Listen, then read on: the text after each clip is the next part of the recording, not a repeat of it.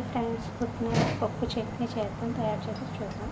శనగపప్పు mixie jar వేసుకోవాలి. పచ్చిమిరపకాయలు, కొబ్బరి ముక్కలు, ఇందులోనే వెల్లుల్లిపాయలు, కొద్దిగా జీలకర్ర, రుచికి సరిపడా ఉప్పు, అన్నీ పచ్చివే మిక్సీ ఆడుకోవాలి. చట్నీ రెడీ అయిపోయింది ఫ్రెండ్స్. ఇప్పుడు దీన్ని తాలింపు పెట్టుకోవాలి.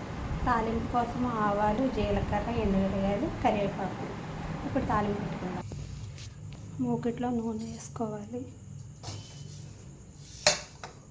నూనె కాగాక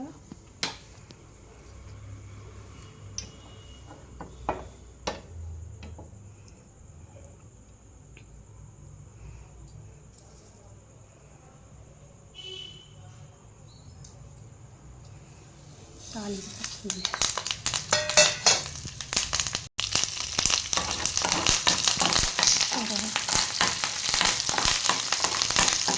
ఫ్రై చేసుకోవాలి.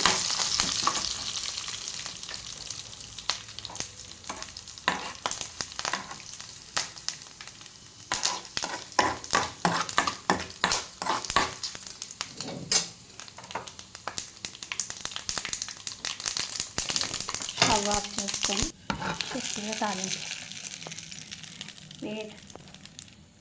శనగపప్పు చట్నీ రెడీ అయిపోయింది ఫ్రెండ్స్.